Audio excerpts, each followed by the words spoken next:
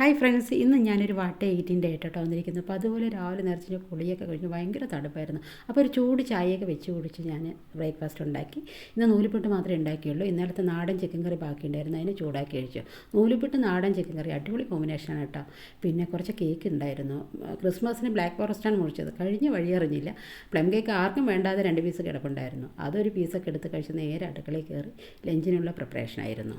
ഇന്ന് ലഞ്ചിനുണ്ടാക്കിയത് ചുണ്ടങ്ങി തീയൽ, ഉരുളക്കിഴങ്ങ് മെഴുക്ക് വരട്ടി, കൊള്ളും മുരിങ്ങയിട്ട തോരൻ, കൊള്ളിച്ചമ്മന്തി, പപ്പടം ഉണ്ടായിരുന്നു. ചുണ്ടങ്ങ തീയലിൻ്റെയും കൊള്ളും മുരിങ്ങയിട്ട തോരൻ്റെയും റെസിപ്പി എൻ്റെ ചാനലുണ്ട്, കയറി നോക്കാൻ മറക്കരുത്. പിന്നെ അത് കഴിഞ്ഞ് മകൻ പറഞ്ഞു, അമ്മ എനിക്ക് 4 മണിക്ക് ഇലയട വേണമെന്ന് പറഞ്ഞു. പിന്നെ അപ്പോൾ ഇലയടയ്ക്കുള്ള തയ്യാറെടുപ്പായിരുന്നു.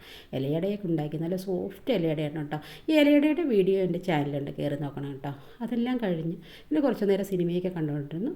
വെയിലറിയപ്പോൾ ടെറസിൻ്റെ മുകളിൽ പോയി നടന്നു.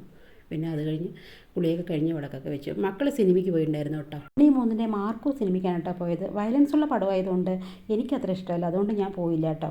പിന്നെ അവർ തിരിച്ചു വരുമ്പോൾ എനിക്ക് ഗുബൂസും ബ്രോസ്റ്റും ഒക്കെ വാങ്ങിക്കൊണ്ട് വന്നിട്ടുണ്ടായിരുന്നു. അപ്പോൾ ഇന്നത്തെ ഡിന്നർ ഉഷാറായി, ഞാനത് അടിപൊളിയായി കഴിച്ചു.